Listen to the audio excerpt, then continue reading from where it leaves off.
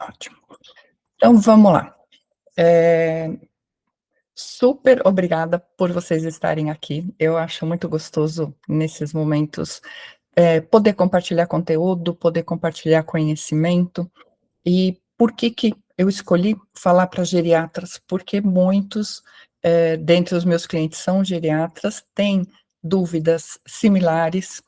Então, por que não, né, passar, esse conteúdo, o que é básico, dentro dos consultórios de geriatria, na parte de gestão financeira, e eu vou dar algumas pinceladas em alguns outros pontos, para ajudar vocês, facilitar no dia a dia da gestão e esse entendimento daquilo que a gente não aprende na faculdade, né, que é a gestão do nosso negócio, que é a nossa carreira, que é o nosso consultório, enfim.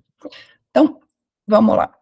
Eh, que bom, né, vamos lá, que bom que vocês estão aqui. É muito legal poder, pensar dessa forma, trazer esse compartilhamento. A gente vive num mundo tão corrido e vocês terem aberto esse espaço na agenda de vocês, eh, é muito legal e eu acho que o que eu quero trazer para vocês vai auxiliá-los de alguma forma. Agradeço depois ao final os seus comentários, se teve sentido, se agregou, para que a gente possa sempre estar evoluindo, ok? Quem sou eu, né? Por que que eu me propus a fazer isso? O que que eu faço isso? Primeiro sou dentista de formação, cliniquei por 7 anos, há muito tempo atrás. E vi que a clínica não era o meu negócio, o tete a tete com o paciente não era meu negócio, e eu acabei migrando a minha carreira para o mundo corporativo, onde eu trabalhei focada em soluções, em, produtos para negócios, para empresas. Então foram mais de 20 anos, trabalhando dessa forma em grandes empresas multinacionais, e adquirindo toda essa experiência, quando eu fiz o MBA, me veio a ideia, por que não voltar? Não trazer esse conhecimento para a área da saúde, que é uma área que eu me identifico, apesar de não clinicar, eu gosto muito de estar na saúde, e hoje eu falo que eu estou nos bastidores da saúde, dando orientação, dando apoio para quem quer empreender, para quem quer organizar, o seu negócio, o seu consultório. Então, eu também fiz mediação em conflitos corporativos, dei aula de gestão de pessoas, em apresentações empresariais, lecionei para o ensino médio também sobre empreendedorismo e projeto de vida, e há 15 anos eu tenho a Síntone com esse propósito de auxiliar a área da saúde. Só para falar um pouquinho, eh, pelo mundo empresarial corporativo, eu já me aposentei, eu trabalho há mais de 40 anos, sou mãe de 3, sou avó de uma, e a vida está aí, tem muita coisa pela frente, adoro isso que eu faço, então quero compartilhar isso com vocês e espero que, vocês gostem de tudo que eu preparei aqui. Vamos lá. O que que a gente vai falar? Eu até divulguei um pouquinho no grupo, falei um pouco nas mídias.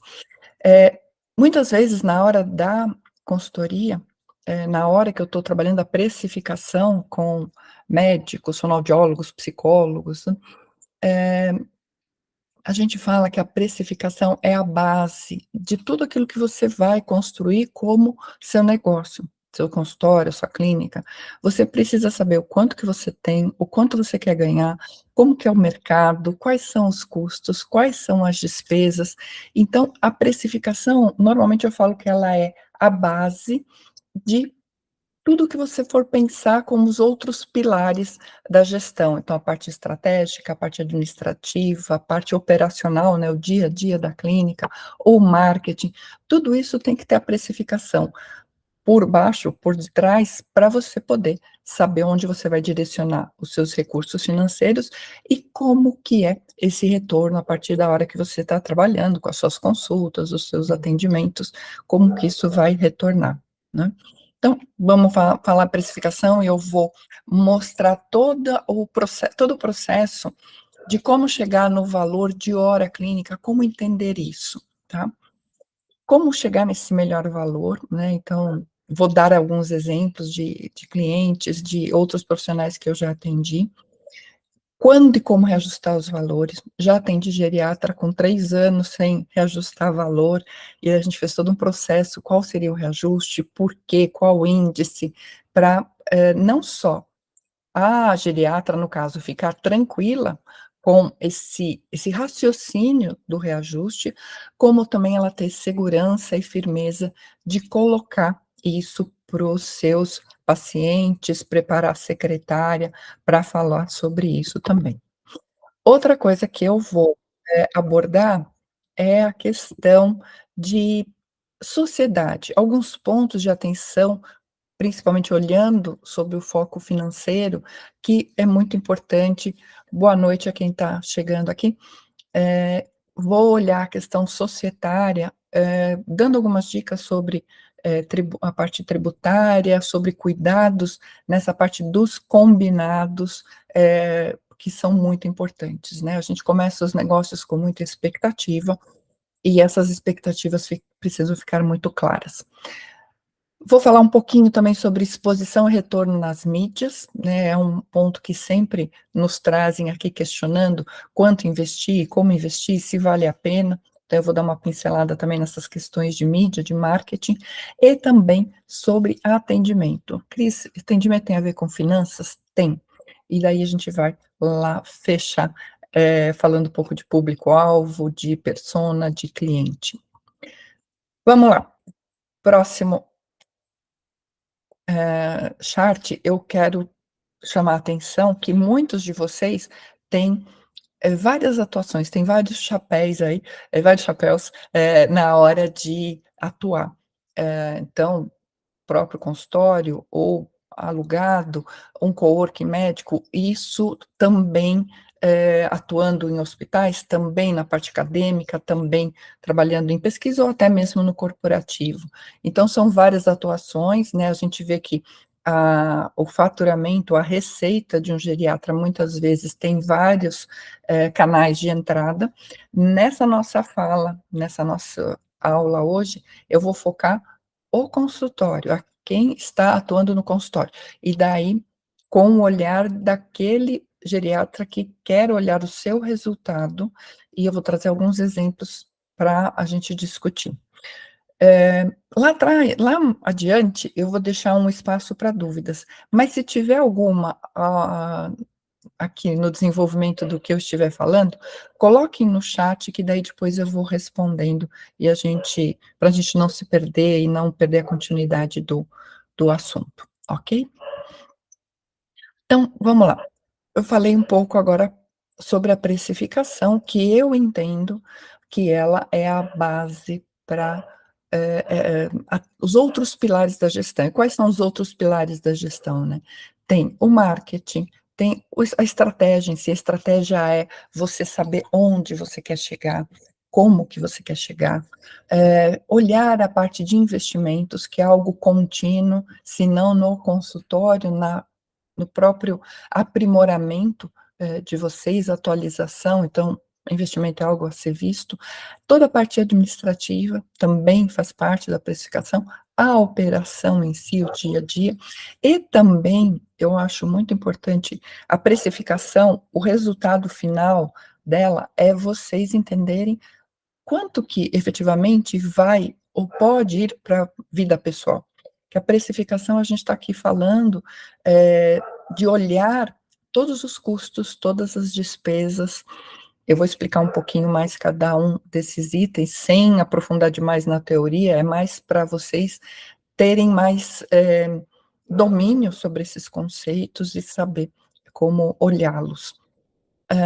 E assim, toda essa base financeira, toda essa precificação, ela reverte naquilo que vocês vão levar para casa, para suas vidas pessoais. Então, vamos lá. Até aqui tudo bem? Todos me escutam bem? Tá tudo em paz? Então vamos lá. Como chegar no valor correto da precificação, né? Então, o que a gente considera para chegar no que a gente chama de hora clínica, o valor de hora clínica, e como olhar isso no cenário todo do seu atendimento, do seu dia a dia, né? Então, alguns fatores, e eu vou entrar em cada um deles para mostrar para vocês. O que que a gente tem que considerar? a sua agenda semanal e anual. Já explico por que que eu estou fazendo essa distinção. As despesas, o que que são as despesas? Despesas é tudo aquilo que você precisa para a sua atividade funcionar. Tendo ou não pacientes. Então, se é o aluguel, condomínio, energia, internet, prontuário eletrônico, secretária ou não secretária, enfim, a base para que você possa atender os seus pacientes, tá. Isso são as despesas. Custos, que eu pulei uma linha ali, custos é tudo aquilo que é específico para quando o paciente está na sua frente. Como assim, Cris? Se você troca o lençol para atendê-lo na maca, se você dá Propé, se você usa luva, se você usa máscara, isso é específico para o atendimento de um paciente, né. Quando eu explicar na planilha, eu mostro também isso para vocês. Então esse é um custo direto relacionado com o atendimento do paciente. Se o paciente não vier, você não tem esse custo, de uma forma bem, simples, né.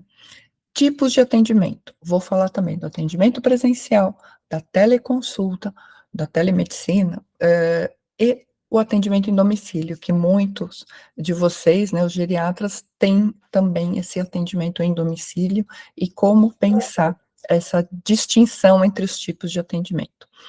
E, por fim, eu vou, falar sobre a expectativa de ganho, que é muito importante que vocês tenham isso claro. Mas, Cris, como assim, né? Me a gente trabalha na hora que a gente está fazendo a precificação, quanto que você gostaria, do que você está tendo no consultório, levar líquido para casa? Eu sei que muitos misturam a atividade profissional com as questões pessoais, e esse é o primeiro ponto que eu chamo a atenção para que vocês tentem mudar o mais fortemente possível, porque vocês só vão entender se o consultório está sendo rentável a hora que vocês analisarem somente aquilo que está relacionado com o consultório, e vocês vão saber se vocês, como pessoa física, estão tendo uma vida financeira saudável, se vocês olharem somente as despesas pessoais frente àquilo que entra pelos diversos canais, pelo consultório também, mas que essa entrada e todas as suas saídas pessoais tenha um valor, as saídas pessoais sejam menores do que as entradas, porque senão você está entrando em déficit pessoal, e não significa que o consultório não está bem, mas às vezes a sua gestão das suas finanças pessoais não está legal. Tem sentido? É comum isso acontecer? Bastante. Aqui quando eu atendo os nossos clientes têm muitas situações dessas, e tem um trabalho aí muito importante da gente separar essas despesas, porque ela clareia o horizonte, facilita a busca dos resultados, dá tranquilidade que eu tenho certeza que todos querem buscar, né, resultados, bons resultados, com mais tranquilidade, com mais qualidade de vida. Vamos lá, vamos falar da agenda semanal. O que que ela significa aqui? É ter claro quantas horas vocês vão ter dedicado ao atendimento dos seus pacientes. O que que eu digo aqui? Então, nesse caso, foi uma cliente nossa, ela tem essa agenda de 8 horas diárias e sexta-feira 4. Então, deixar bem claro, esse é o seu espaço para atendimento de pacientes. Para fazer a gestão, para conversar com a secretária, para organizar outras questões, o importante é que não esteja dentro desse seu horário de atendimento, né. Então, faça bem, de uma forma bem clara e objetiva, qual é a sua dedicação semanal para atendimento. Então aqui, nesse exemplo, essa profissional, ela dedica 36 horas, eh, para atendimento de pacientes na semana, no consultório dela. Eu vou Todos os exercícios, todas as planilhas, eu estou usando é um caso real, e então eu estou usando os dados de uma médica e vou fazendo os ajustes para facilitar o entendimento de vocês, ok? Daí, a gente passa para a agenda anual. eu chamo de plano de disponibilidade anual. Cris, mas por que precisa disso? Por quê? Cada mês, então aqui eu estou usando, ó, de janeiro a dezembro de 2024, cada mês tem uma quantidade de dias úteis. Tem algum talvez tem médicos, né, que atuam no sábado, tem que olhar isso aqui. Aqui eu quando eu olho os dias por mês de cada, mês do ano, eu estou olhando se atua ou não no fim de semana, então se não, eu já tiro os fins de semana daquele mês. Feriados nacionais, eu já retiro também dos dias do mês. Feriados estaduais, cada a gente atende aqui o Brasil todo, meus atendimentos são online, como a nossa aula aqui, então eu atendo o Brasil todo. Então a gente vai e procura entender cada estado, quais são os feriados estaduais e os municipais também. Levantando tudo isso, qual é o seu direcionamento no seu atendimento? Você emenda feriado? Quando tem feriado na quinta, você emenda ou não? Você atende na sexta-feira? A mesma coisa numa terça, né? Então, nesse caso aqui, a profissional não emenda, ela atende, ela está eh, no começo, assim, de carreira, está investindo bastante ainda na alavancagem do consultório dela, então ela não está emendando, ela tem poucos dias a serem descontados. Férias. Quais os dias que vocês reservam para descanso, para férias, alguma coisa? Eh, Nesse exemplo que eu estou trazendo para vocês, esta médica, em janeiro, ela faz aquela a primeira semana de janeiro, ela não trabalha. Em março, é o aniversário dela, ela tira uma semana para viajar, para curtir a o período dela, e lá em dezembro, ela só faz uma emenda, assim, do Natal, eh, pouco ela não emenda a semana toda, ela também deixa disponível. Outra linha que a gente coloca aqui, congressos, feiras e treinamentos. Quantas vezes no ano vocês vão deixar de atender no seu consultório, porque vocês foram para essas outras atividades? É muito importante ter esse levantamento. Cris, eu costumo lá em setembro ir para o congresso, eu me ausento 3 dias úteis do consultório. Ok, então chega lá em setembro, a gente vai pôr menos 3 dias na linha de congressos. E, eventualmente, outros ajustes. Você está fazendo um tratamento, você, mês sim, mês não, você está na especialização, enfim. Aqui, esse quadro é para a gente chegar na disponibilidade anual. Se vocês perceberem aqui, ó, cada, cada mês, ó, janeiro 18, fevereiro 19, março, por conta de carnaval, foram 15 dias. Aliás, não foi nem por causa do carnaval, estou falando errado aqui. Por conta desta emenda desta médica, ela só tem 15 dias de trabalho, e assim vai cada um dos meses até o final do ano, né. Isso totaliza 241 dias de trabalho e, como ela disse ali, a média de 7,2 horas disponíveis por dia de atendimento. No ano, isso significa 1.735 horas. Cris, tudo isso? Tudo isso. E é uma sala só de atendimento. Dependendo da especialidade, dependendo da forma de trabalho, tem 2, 3 consultórios, 3 salas ali no então daí a continha é diferente. Aqui a gente está focando na atuação numa única sala de consultório e essa disponibilidade, como eu mostrei lá da agenda semanal e aqui anual.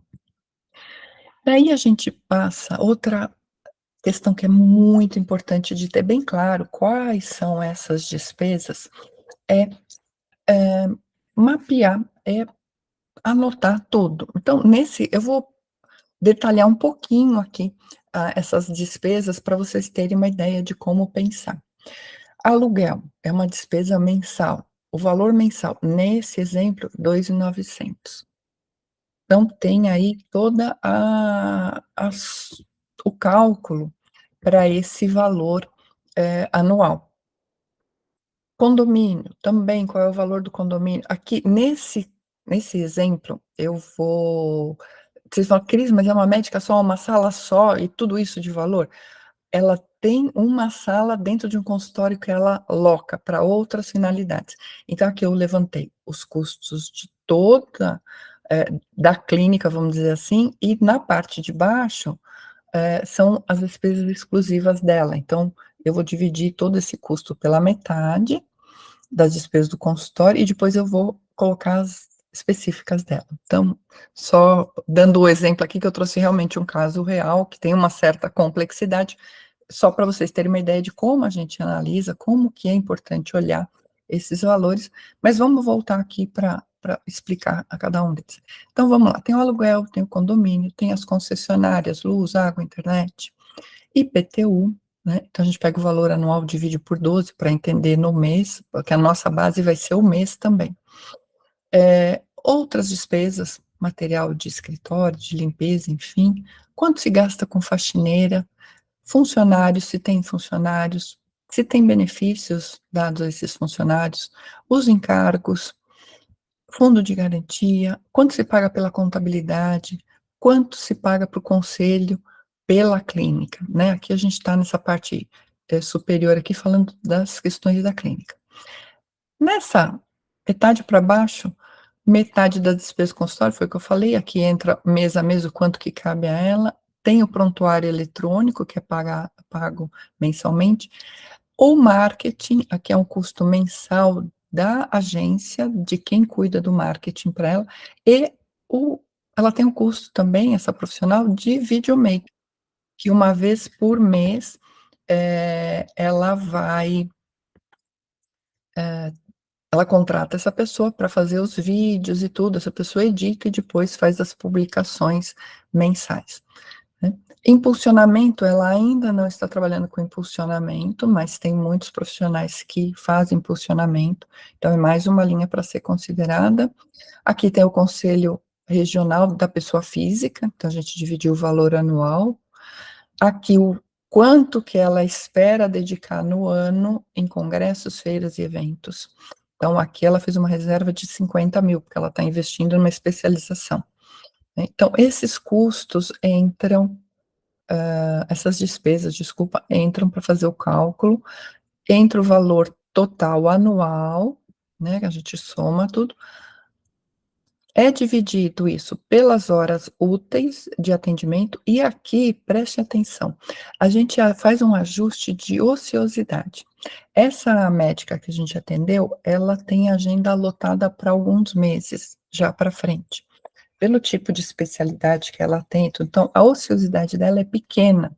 Então aqui a gente está falando de uma ociosidade de 5%, mas normalmente a gente considera uma ociosidade de 15 a 20%, depende muito do momento em que você está na sua carreira, o momento de vinda de pacientes, modelo de atendimento, então a gente analisa caso a caso, em média a gente usa 15% de ociosidade. Que significa, então, fazendo esse cálculo, que horas úteis de fato anuais são 1.648. E pegando todo esse custo, todas essas despesas, todo esse valor das despesas, dividido por estas horas úteis anuais disponíveis, e a gente fala que elas foram ajustadas, o custo da hora desta profissional é de R$ 84,09. O custo de cada hora útil disponível para atendimento. Tudo bem? Tô indo muito rápido, tá tranquilo para vocês entenderem? Vamos lá. Lembra que lá para frente tem o espaço para dúvidas. Daí aqui é onde a gente vai abordar os tipos de atendimento. O que que eu quero dizer, legal, Natália, obrigada. O que que eu quero dizer com tipos de atendimento: consulta presencial e a teleconsulta, e consulta em domicílio. Cris, mas você pôs presencial e teleconsulta na mesma linha, por quê? Eu costumo dizer, existe um desconforto na geriatria se deveria ter valores diferentes para o presencial e para a teleconsulta. Eu não gosto de recomendar que tenham valores diferentes, por quê? Para você fazer a teleconsulta, se você só atua na teleconsulta, daí toda aquela lista de despesas é diferente. Concorda comigo? Vocês não vão ter secretária, vocês não vão, ter gasto com aluguel, com luz, água, uma série de coisas que no presencial tem, mas vocês vão ter outros gastos. E tudo bem. Agora, a parte mais importante, a gente está fazendo aqui a parte das finanças, mas a parte mais importante do valor que você vai aplicar para as suas consultas é o seu tempo, a sua dedicação, todo o seu tempo de investimento em estudo, em aprimoramento, em contínua atualização. Então, não tem sentido a consulta presencial ter um valor diferente da consulta por teleatendimento. O que pode ser diferente, e daí a gente cabe a discussão depois, é se os tempos de atendimento são diferentes, né. Então vamos lá, quando eu trago aqui a consulta presencial, a teleconsulta, eu pus 2 no tempo. O que que significa 2? 2 horas. Por que que eu estou colocando 2 horas? 1 hora da primeira consulta e 1 hora de retorno. Essa é a média que eu escuto que de clientes que nos trouxeram. Tem médicos que usam mais tempo do que isso, considerando a primeira consulta e o retorno. Eu sei que cada um de vocês tem um jeito de atender, tem uma lógica, mas na hora de considerar para precificação, você precisa entender o tempo todo de consulta, de atendimento pelo qual você está cobrando, né. Então, não olhe só a consulta, se você a consulta inicial, vamos dizer assim, se você gasta 1 hora nessa consulta e você permite 2 retornos de meia hora, você usou, 2 horas. Se o seu retorno é de 1 hora, se você distribui seu atendimento de uma forma diferente, é isso que você tem que levar em consideração. Então, eu vou trazer aqui o raciocínio desse exemplo, para vocês entenderem. Então vamos lá. Consulta presencial, 2 horas, considerando a primeira consulta e o retorno. Valor aqui, R$ 800 pela consulta. O paciente pagou a primeira vez e ele vai ter direito ao retorno às 2 horas de atendimento dele. Tem algum custo direto nesse atendimento a esse paciente? Em princípio, não. Você tem toda a infraestrutura ali pronta para atendê-lo. Se você usa outras questões, como eu disse, luva, lençol na maca, tudo, daí aqui é algo para ser calculado esse custo direto. Normalmente, para esses itens, o valor é pequeno e a gente absorve ele aqui, ele não tem um significado tão grande na precificação. Se você aceita pagamento por cartão, é muito importante considerar qual é esse percentual que se cobra do cartão, qual é o percentual de impostos. Então, nesse caso aqui, 16%. Então, de primeira, o paciente pagou 800. Imposto, você já tira R$ 128 disso, né. Se pagou via cartão, tem que tirar o valor, em cima dos 800, qual é o valor também que vai ficar retido.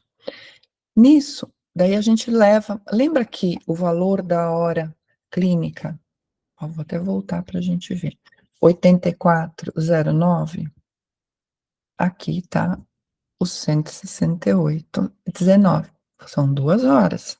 Então este é o custo de hora clínica que você vai aplicar aqui no valor que você recebeu como um todo. O que significa isso? O resultado bruto desse valor que você recebeu é de R$ 503,81. Tem uma margem boa, já vou falar o que é margem.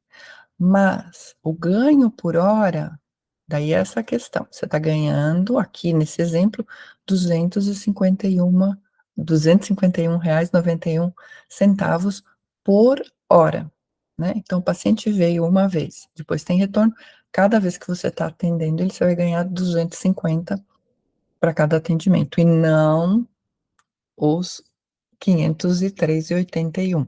É importante lembrar disso. Quando a gente olhou esse caso, essa médica, essa margem de 63, a gente pode dizer que é uma margem boa. né, é uma margem positiva, bastante significativa. Quando a gente olha outros negócios, área de serviços, área de, varejo, por exemplo, muitas vezes a margem é muito pequenininha, né. Na área da saúde, as margens costumam ser boas e a gente fica atento quando elas, estão, eh, menores, muitas vezes são ajustes de tempo, de material, de valor da hora inicial cobrado que está defasado do mercado, enfim. Mas 63 é uma margem muito boa, 68, 65. Quando a gente está falando em consulta em domicílio, e daí vamos lá falar dessa. Consulta em domicílio, uma profissional que a gente atendeu, ela falou: "Cris, eu levo 1 hora e meia pelo deslocamento", ela mora numa cidade do interior, ela falou: "Pelo deslocamento e mais a hora de atendimento, tudo, no total, ida, vinda e atendimento, eu levo 1 hora e meia". Ela cobra por ser em domicílio 950. Qual é o custo direto que ela tem? O deslocamento.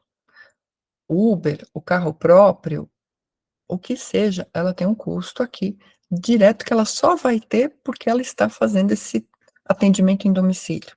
E é só por conta deste paciente que ela tem esse custo. Então, aqui é um custo direto que precisa ser, abatido também do valor que vai se fazer o cálculo aqui de hora, de recebimento dela. Se tem cartão, a gente também aplica cartão, os impostos entram da mesma forma, o custo de hora clínica a gente considera aqui também, eh, considerando proporcionalmente, a gente está falando de 1 hora e meia, né. Lembra que eu falei que o valor do custo, ele engloba não só as despesas do negócio, mas o todo. Então, para o atendimento, a consulta em domicílio, ela tem um resultado de 621. É um resultado maior, a margem é maior e ela tem um ganho por hora de trabalho de 414. Isso tem como todos os atendimentos dela serem assim? Não, a gente sabe que a dinâmica da geriatria não é assim, você não atende só em domicílio, são alguns casos, mas aqui, dentro da sua rotina, né, então aqui é uma forma de eu, exemplificar, trazer um caso real para vocês poderem, tangibilizar, entender como acontece. Daí, vamos lá, custos eu já abordei ali na parte então do tipo de atendimento. Reajuste de valor. Por que é tão importante a gente falar do reajuste? Deixa eu beber uma água aqui para continuar falando bem.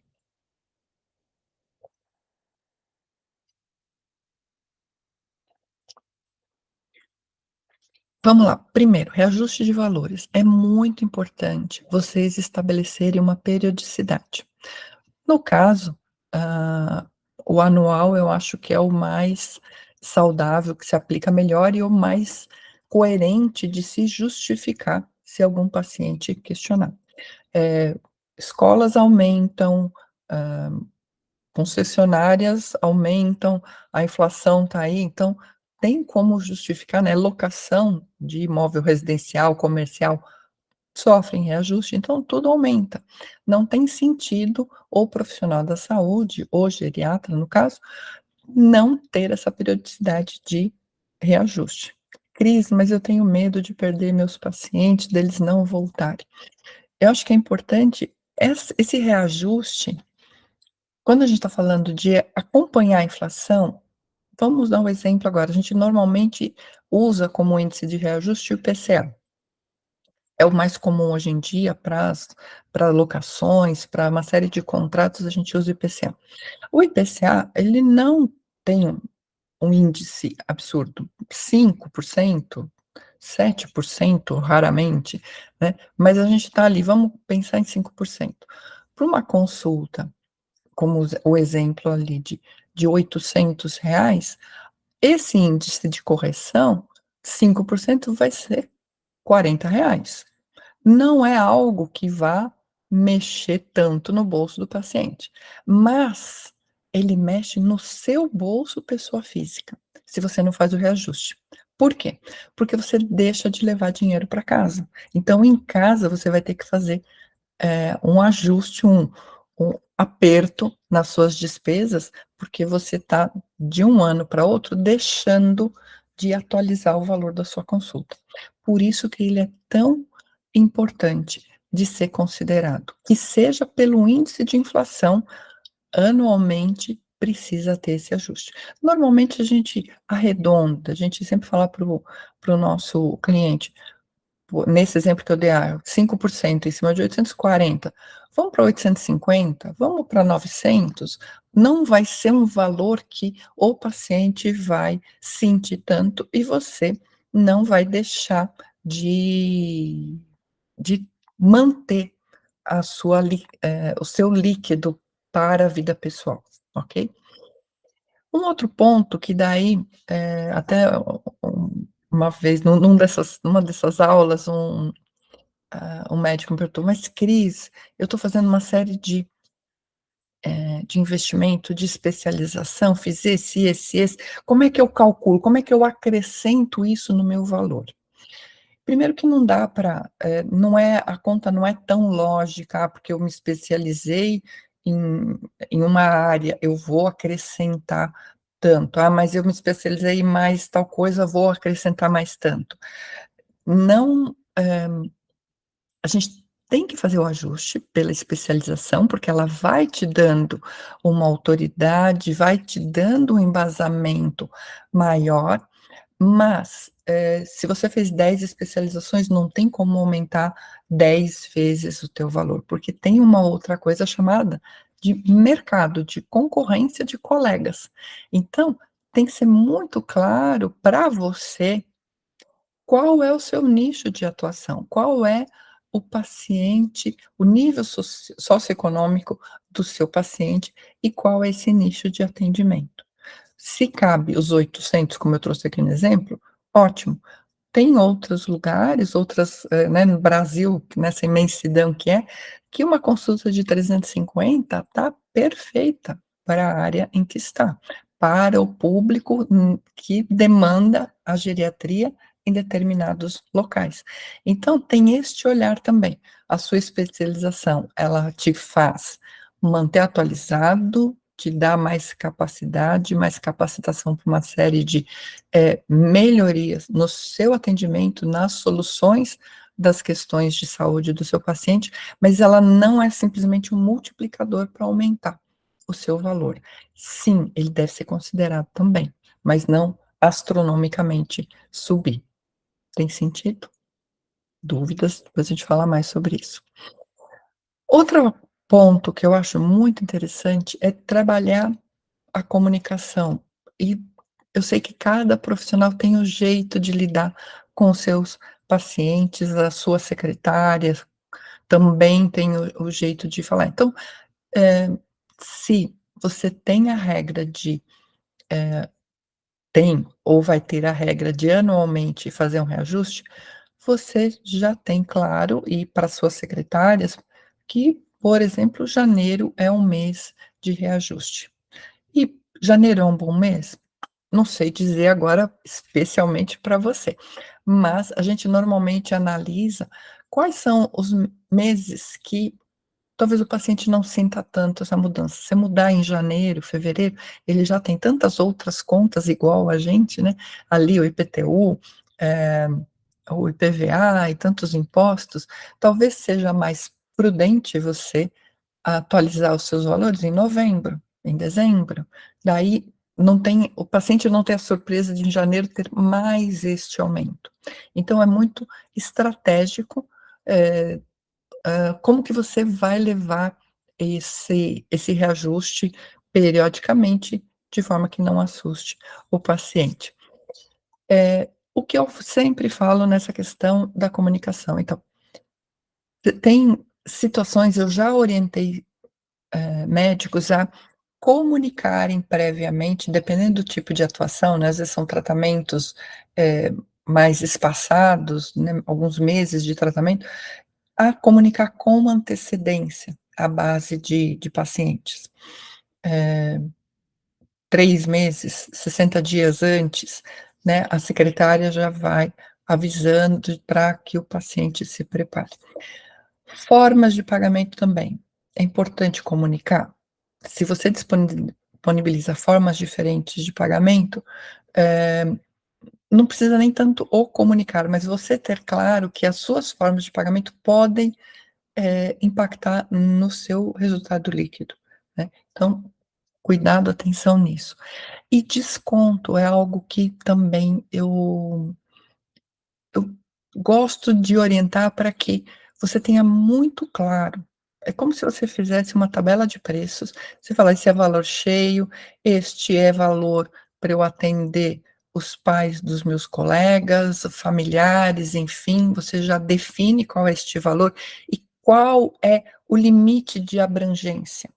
Eu tenho capacidade de atender até 3 pacientes direcionados dessa forma. Eu não consigo atender todos os pais de todos os meus colegas de uma forma com um desconto significativo ou sem cobrar, né.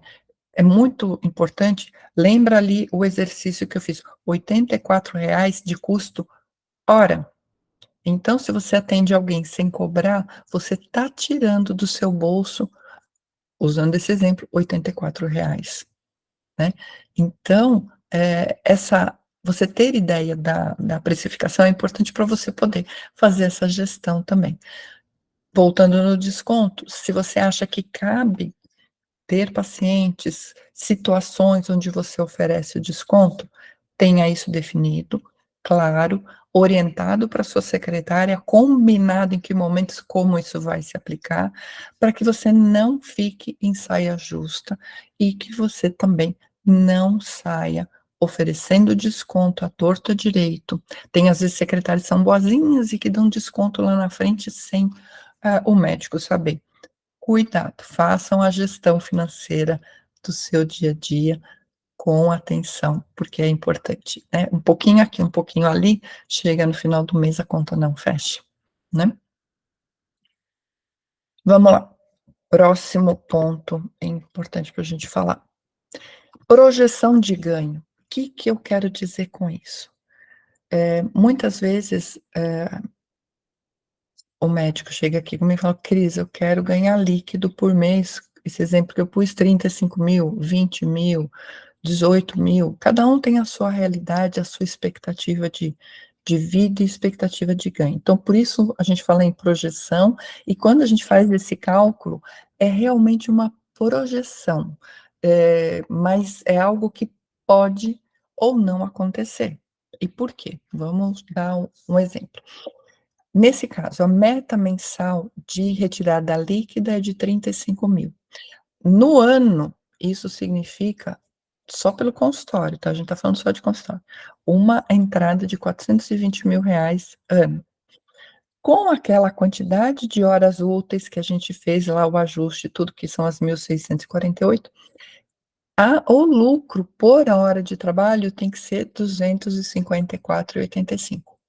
Lembra que lá atrás a consulta com o retorno tudo estava dando 251. Tudo bem, está bem próximo disso. Não é um ponto de atenção de: "Nossa, preciso mudar", não, está de acordo. O atendimento em domicílio já está maior que isso, ok, está ótimo. Cris, significa então que no próximo mês eu vou, quando você faz essa projeção, no próximo mês eu já vou estar com a carteira de pacientes resultando nisso?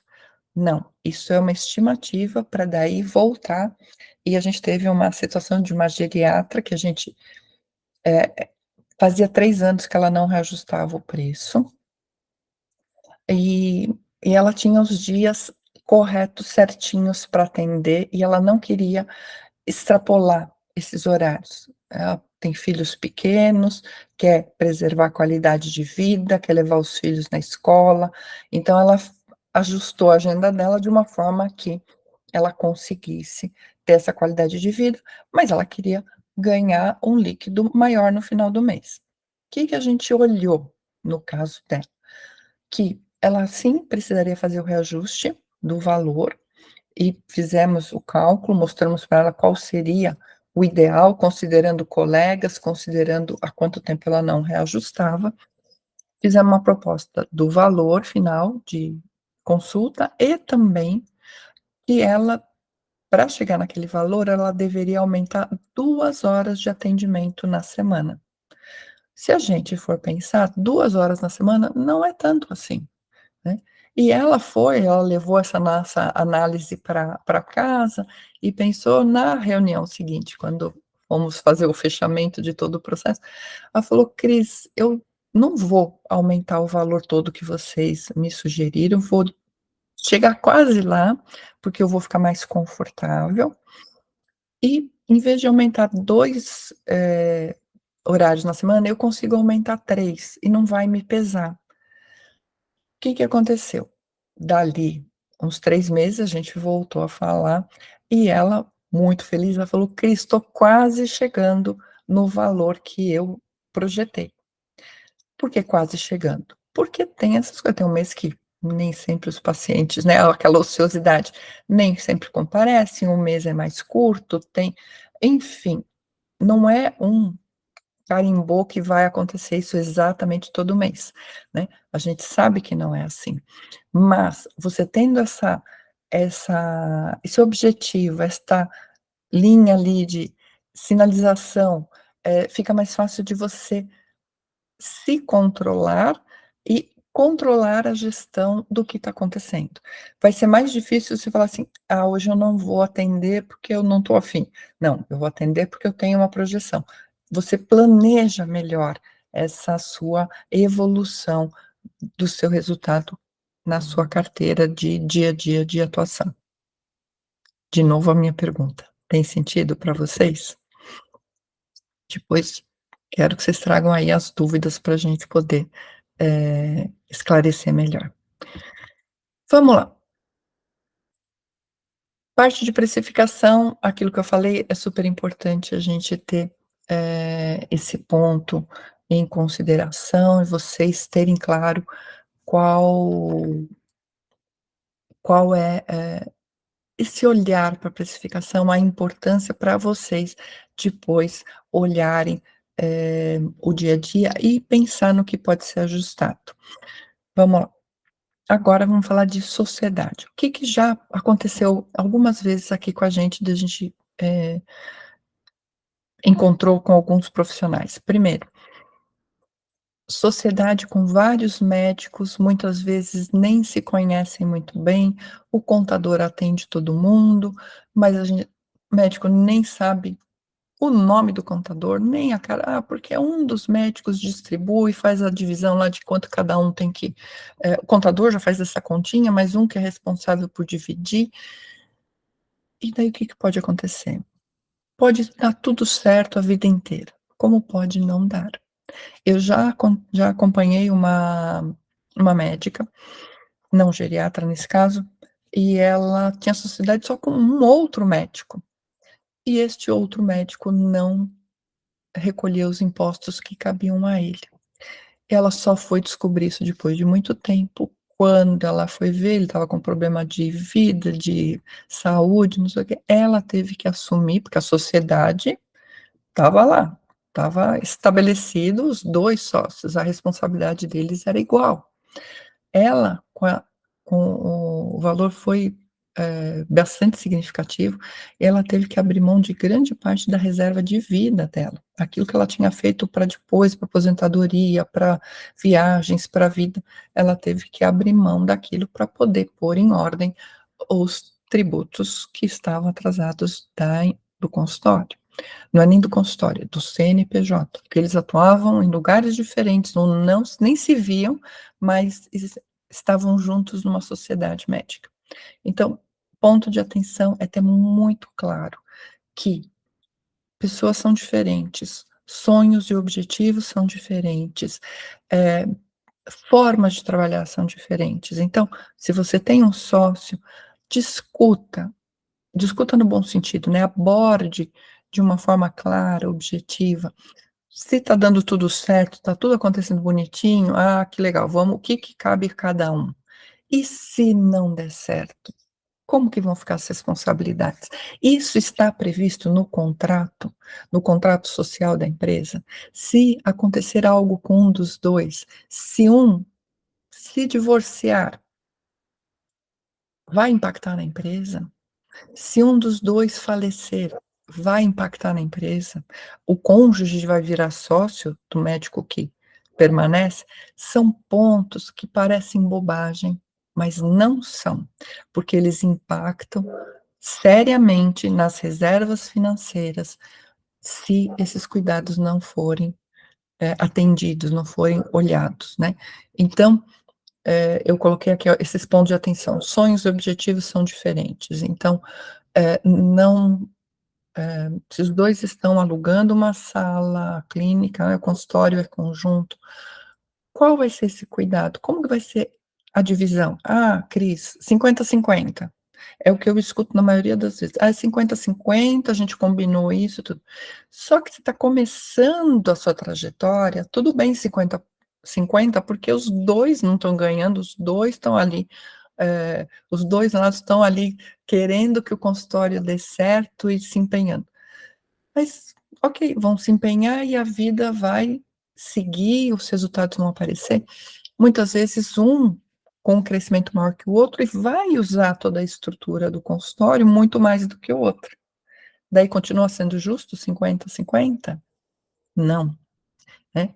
Então, às vezes, o que tem menos, atendimentos, está fazendo menos volume financeiro, continua pagando 50% e às vezes são questões pessoais, momento de vida, de, né, de família.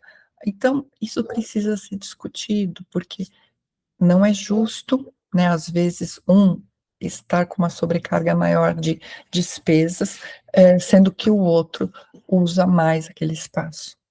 Cris, mas esse é um assunto tão delicado de falar. É, concordo, mas precisa ser falado. E quando ele é falado no momento que está tudo bem, é mais fácil de discutir se as coisas não derem certo, né.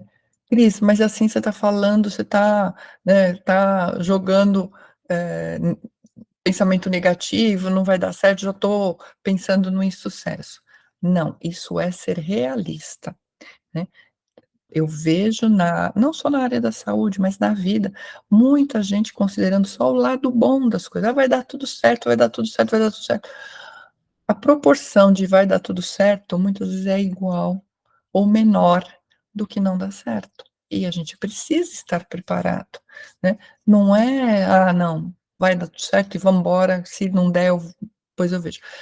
Depois eu vejo, às vezes você vai estar comprometendo a sua família, os seus filhos, né, a sua qualidade de vida. Então, na hora que está tudo bem, é a melhor hora para estabelecer tudo bem. E eu recomendo sempre fazer uma revisão periódica desses combinados com os sócios, né, desses como é que estão os riscos. Eu já vi clínica fechar com 6 sócios e fechou, porque um faleceu e não estava claro como é que ia ser a divisão, como é que ia ser a parte societária. Quando arrumaram um, porque compraram a parte da viúva, né, para dividir entre os 5 restantes, um outro faleceu. E daí não tinham mais dinheiro para dar conta de tudo isso. A opção foi fechar uma clínica que tinha muito tempo de vida, que tinha uma repercussão importante na cidade onde estava implantada, e simplesmente tiveram que fechar a clínica, porque não dava, né, não houve o combinado sobre, as dificuldades. E é o que eu coloquei aqui, quebra de contrato, imprevistos, isso acontecem mesmo, gente. Vou dar um exemplo, parece bobagem, mas não é. Eh, um casal, 2 médicos, montaram a clínica linda, maravilhosa, em São Paulo. Eu cheguei a visitar essa clínica, super alto nível, uma região privilegiada de São Paulo, atendendo o público A, os 2 médicos trabalhando muito, faturando muito também, mas apesar de serem marido e mulher, não se falavam na parte financeira. O peso financeiro maior para ela estava pagando todos os impostos da clínica, e na época que ela me procurou, o casamento não estava legal, e foi caminhando pra dissolução, né, e aí, como é que ficou a clínica? Quem colocou quanto? O que cabia a cada um? Não vou entrar em detalhes, mas eu posso dizer que a divisão foi injusta, né, do que aconteceu, porque não tinha registro, não tinha combinado, registro de toda a evolução do que cada um investiu, não houve combinado sobre a clínica, houve mistura de vida pessoal com a vida profissional e, com certeza, alguém saiu perdendo e perdendo muito, tendo que recomeçar praticamente do zero a sua clínica, o seu consultório.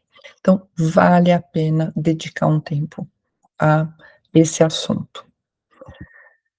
Próximo ponto, também importante, marketing em mídias, também é algo que mexe com o bolso, cada vez mais. E o que eu acho super importante, tem muita gente dando um valor muito grande para as mídias e esquece que na área da saúde o que ainda funciona muito bem é a indicação. A maioria dos meus clientes, quando a gente vai fazer o levantamento de onde surgem seus novos pacientes, a maioria é de indicação, né. Então, a maioria também dos meus clientes atendem grande parte dos seus pacientes em particular, de forma particular. Então, a indicação flui e ainda atende. Alguns atuam com convênio, e daí também a gente faz uma análise muito, eh, dedicada, delicada da remuneração de convênio, como lidar com o atendimento de convênio, porque com certeza, a gente, não dá para falar que pode, que deve ser igual ao do particular. A não ser que seja convênio top, de executivo top, e que ele vá pagar o seu valor total de convênio, vai pedir reembolso, o que seja. Mas se não, convênio sempre é um ponto de muita atenção, para ter um equilíbrio na quantidade de atendimentos, remuneração e tempo dedicado. Mas voltando aqui, falando de marketing e mídias, indicação ainda é o melhor caminho, sem sombra de dúvida, então isso está relacionado com o próximo slide que eu vou falar aqui, que é o atendimento. Perfil na mídia precisa ter? Precisa, é fundamental. Por quê? Uma pessoa te indicou, o que que vai acontecer? O novo paciente, ele vai te pesquisar, ele vai procurar saber quem é. Então você precisa sim ter um perfil, estar ali falando, colocando conteúdos, daí o pessoal de marketing vai orientar que tipo de conteúdo, se é vídeo, se é escrito, né, a gente tem os períodos, os modismos dentro das mídias. Então tem que tomar cuidado também para não ir além do necessário. Eu acho que eu recomendo sempre que o nas mídias, o menos é mais, no sentido de não se expor demais, pessoalmente, não, eh, fazer dancinha, não fazer o que está na moda, mas ter uma linha de comunicação clara, efetiva com, o seu paciente, com a persona. Às vezes você não vai falar com, ainda mais na geriatria, muitas vezes você não fala com o paciente, você fala com o familiar. Então, como falar, né, quem é que te traz, os pacientes? Você está conseguindo dialogar, levar conteúdo para essa pessoa, né. Outra coisa em relação a marketing e mídias, é um investimento de longo prazo. Eu vejo muito consultório falando assim: "Ah, eu vou começar", e começa com um valor alto e: "Ah não, agora eu vou parar com a agência, não vou colocar mais". Nesse caso, a minha recomendação, tenha um bom perfil no Google Meu Negócio, tenha ali a mídia, se coloque na mídia, a as mídias são a sua vitrine, vamos dizer assim. Vamos impulsionar? Não precisa impulsionar muito, não precisa pôr dinheiro demais, mas isso tem que ser muito falado, tem que ser conversado com quem vende marketing para te atender e pense sempre, não tem milagre, não vai no mês seguinte encher seu consultório, nem no outro, nem no outro. A gente precisa de no mínimo 6 meses de conteúdo, de investimento, de levar relevância para você ter algum retorno de mídia. Então, mídia é para ser visto como longo prazo, se esse é um caminho que você entende que vai te trazer pacientes. Tudo bem?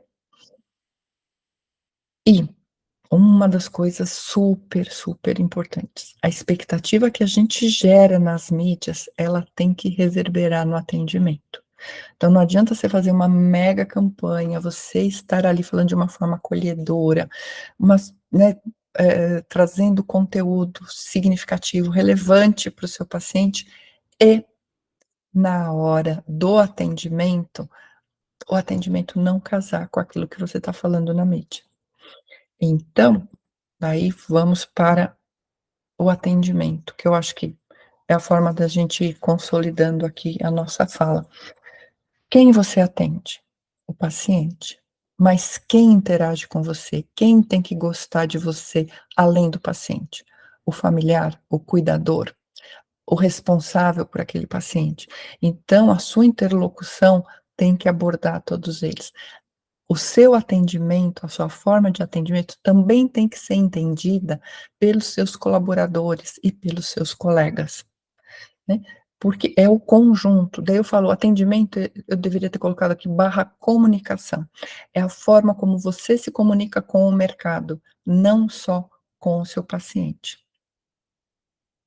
Tem sentido?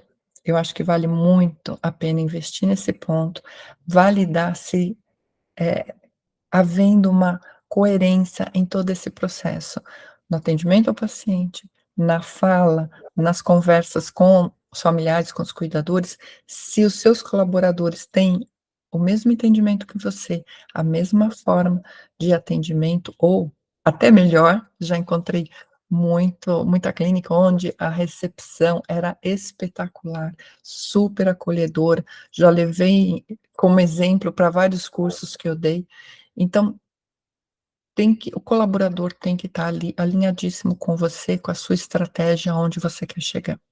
E os colegas também, networking, conversar com os colegas, fazer parte do que está acontecendo na área da geriatria, da gerontologia, trocar ideia com outras especialidades, também é muito importante. Ok?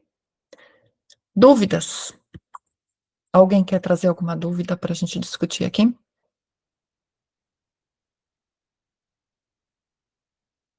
Nenhuma?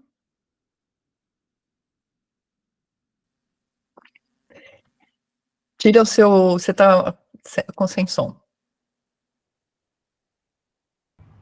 Pronto. Oi, Bom, Cris. oi, Flávia, me conte. Eu tenho uma dúvida com relação ali na precificação, com relação à disponibilidade de atendimento, né? De disponibilidade de atendimento, de tirar uma dúvida fora do horário, digamos assim, que não está dentro do horário, o horário de disponibilidade de atendimento. Entende, né? Porque na área da geriatria é extremamente comum, né? O paciente mandar mensagem, né? E como que a gente precifica isso, como que a gente, né, explica para o paciente, né? Como que é esse cálculo, né, que a gente poderia fazer para deixar disponível para ele quantas vezes a gente responde essa mensagem, isso é uma coisa que eu sempre tenho dúvida. Então tem, é muito sutil, né, porque tem E, aquela que, eh, vou responder por partes, tá. Primeiro, tem aquilo que está relacionado com a consulta, né, então passou há pouco tempo, está relacionado, ainda tem coerência com o último atendimento, ok. E daí eu faço muita comparação do geriatra com o pediatra. É assim também, né, às vezes a gente liga, filho está com febre, você também liga, quer saber o que fazer, faz parte do atendimento. Então, no teu valor de consulta, esse tipo de disponibilidade, tem que estar dentro do seu valor também, né, assim. Mas, por isso que eu falo que é o sutil. É uma nova queixa, é uma situação que você vai responder aquela dúvida como uma nova consulta, né, então tem que sim deixar claro que, olha, é uma nova consulta, e, né, se for pelo, pela teleconsulta, se depois você direciona o seu paciente para a clínica, para o consultório, para ele vir, então eu acho que depende muito do tempo da queixa, né, e muitas vezes meu pai atendi com, não sei quem aqui que está aqui conhece o Venceslau foi o geriatra do meu pai. E tem aquela coisa que depende do assunto, Cris, eu preciso vê-lo, precisa estar aqui no consultório, né? Então, uma outra dúvida, no telefone, rápido, tudo bem, mas tem situações, olha, esse eu não vou orientar aqui, mas eu quero ver no consultório, né? Então, tem que ter esse jogo de cintura, de falar, olha, até aqui, tudo bem, eu estou te respondendo, ó, vamos reservar então um horário para fazer uma teleconsulta, né? Você tem o domínio, e você exercitando, né, ó, o que você acha que cabe? Daí é muito pessoal, né? Mas o que você acha que cabe? É tanto tempo, tanto. Daí é você deixar, e você se posicionando, porque você tendo segurança no seu posicionamento, o paciente, ele vai te respeitar ou vai ser menos invasivo nessas situações. Tem sentido? Respondi? Tem sentido. Normalmente eu deixo dentro do meu horário de consultório, eu deixo um horário reservado para responder as mensagens de WhatsApp, né, de dar esse retorno, né, deixo bem claro que quando é alguma situação de urgência, né, direcionar mesmo para o pronto atendimento, para o pronto-socorro, porque eu não fico ali disponível o tempo todo com o celular na mão. Mas eu coloco isso já no horário do meu atendimento que eu estou dentro do consultório, né? Porque senão a gente fica ali com o celular o tempo todo, essa questão da disponibilidade, né? E aí a gente também não tem a vida pessoal. Eu tive uma cliente que ela falava, Cris, eu tenho paciente, entre aspas, né, muitas aspas, normal, o muito demorado e o muito, muito demorado. Ela até mandou a escala né, da quantidade de pacientes com essa legenda. E porque ela via que alguns exigiam, precisava desse muito, muito tempo, ou pela característica, né? O idoso vai exigindo mais tempo. Então, é uma questão da gente também, por isso ali na hora de fazer o cálculo da hora, se você reserva 1 hora, por exemplo, por dia para essas respostas, esta 1 hora a mais, ela tem que estar no cálculo da sua precificação, né? É 1 hora que você não vai preencher com um único paciente, mas você vai distribuir aquela hora em vários. Isso. Então, essa hora é mais 1 hora útil que precisa ser ali considerada na precificação. Foi o que eu imaginei mesmo. Obrigada, viu, Cris? Excelente apresentação. Obrigada mesmo. Ah, que legal, que legal. Deixa eu ver. Tem dúvida aqui. A Letícia falou obrigada. A Juliana, excelente apresentação, muito obrigada. A Natália, quando defino qual perfil de paciente desejo atender, A, B ou C, isso me traz uma limitação de valores. Isso gera um valor de ganho menor também, correto? Não, não é correto. Olha que legal, você trouxe uma pergunta muito legal. Como eu falei no início, não sei se todos ouviram, eu sou dentista. E lá, quando eu clinicava, uma vez eu conversando com o pessoal que vendia os equipos, né, as cadeiras, murcho e tudo, eles falam que o melhor cliente dele era um cliente que tinha montado várias clínicas para atendimento popular. Era o que mais faturava. Então, a definição de quando você vai ganhar mais, lógico, na geriatria tem a questão da dedicação, né, do tempo que você dedica, mas é muito importante você fazer esse estudo de qual é o perfil que você quer atender, e sim, se você for atender só a classe C, dependendo de que região, isso vai refletir, eh, no seu ganho, mas vai depender das horas que você dedica, depende de como você estabelecer essa questão do retorno, né, do tempo de atendimento, isso é muito importante. A Letícia colocou aqui, ó, você acha interessante fazer planos de tratamento, tipo pacote? Eu tenho visto bastante isso crescer, não tanto na geriatria, não tive nenhum ainda nessa situação, mas em outras especialidades de atendimento, que, preciso ver daqui 3 meses, depois daqui 6 meses, se fazer uma proposta para o paciente dele pagar, o valor total, porque também é uma forma do paciente se comprometer, né. Então, é algo que você não vai pôr na mídia, né, mas vai estar naquilo que eu falei de ter uma política, de você ter claro quais são as regras de preço, de reajuste, de descontos, de variações, né. Então, se você fizer o cálculo da sua hora útil e você sabe que você vai atender aquele paciente por tantas vezes, você consegue olhar e saber eh, qual valor que vale a pena, né, de fazer uma proposta nesse sentido. Pode ser interessante. Renovação de receita, como pode ser a cobrança? Metade do valor da consulta? Eu acho, daí é um achar, né, e daí também cabe muito a vocês no dia a dia, vocês verem se cabe ou não, e pode até me dar o retorno, porque eu acho sempre, engrandece a nossa experiência, o nosso conteúdo. Eh Se o paciente, ele só está renovando receita e não aparece no consultório, não tem jeito, tem que, de alguma forma, trazê-lo para o consultório. "Olha, eu tenho que ver se suas condições continuam as mesmas", e trazê-lo. "Ah, é periódico e você sabe que tudo bem, você está acompanhando tudo". Estabelece um valor, sim, ou 3 meses depois do atendimento eu ainda não vou cobrar, passou de 3 meses, não veio no consultório, eu cobro. Então, é você estabelecer uma regra e você seguir. "Ah, muitos colegas estão fazendo desta forma", cabe. Se o mercado está aceitando, se o paciente aceita e flui, aceito, tudo bem, né. Respondi a pergunta de vocês? Sim, com certeza. Ah, legal. O que não pode, e daí não, esse é um exemplo que eu estou trazendo que não é da geriatria.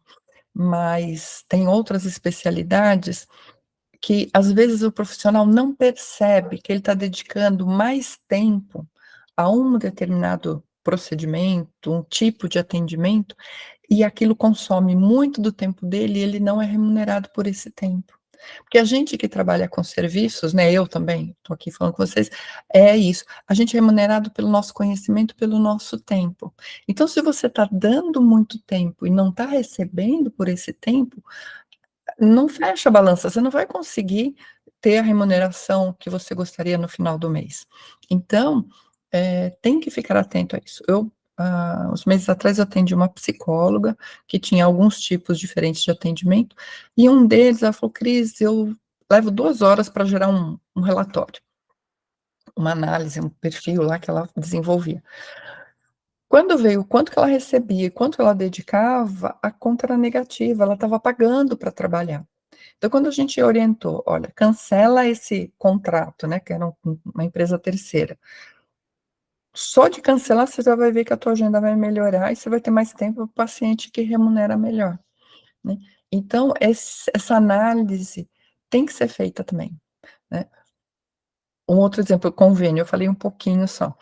Uma outra clínica, 2 médicas, elas compraram a clínica de uma outra médica que se aposentou. E veio a carteira de pacientes dessa médica, e era convênio. "Ah, Cris, eu vou atender essas pacientes, vou dedicar o meu tempo a elas, tudo 1 hora, igual particular".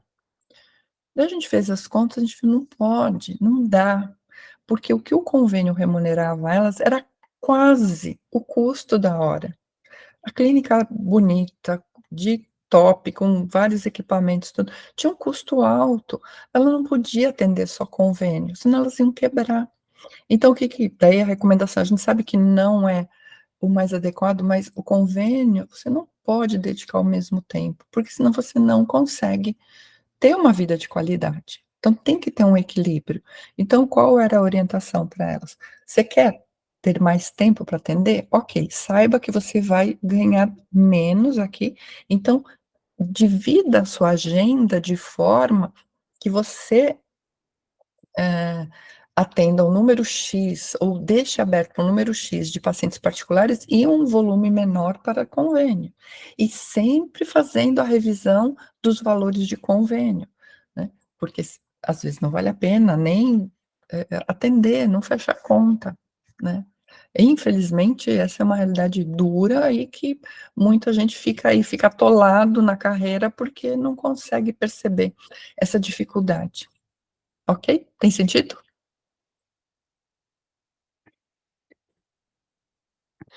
Bom, eu quero deixar aqui meus contatos para vocês. Se vocês acharam legal, se vocês acharam que tem sentido, continuem no grupo. A minha ideia é eu trazer outros conteúdos, trazer, outras orientações, né, e estou aqui à disposição para atendê-los, para conversar. Eu adoro isso que eu faço, eu gosto e eu achei que era importante colocar essa aula para vocês. É isso. Mais alguma dúvida? Alguma questão? Não, Cris, muito obrigada. Legal. Muito obrigada a todos que estiveram aqui. Espero reencontrá-los em alguma outra oportunidade e estou à disposição. Um abraço e fiquem bem.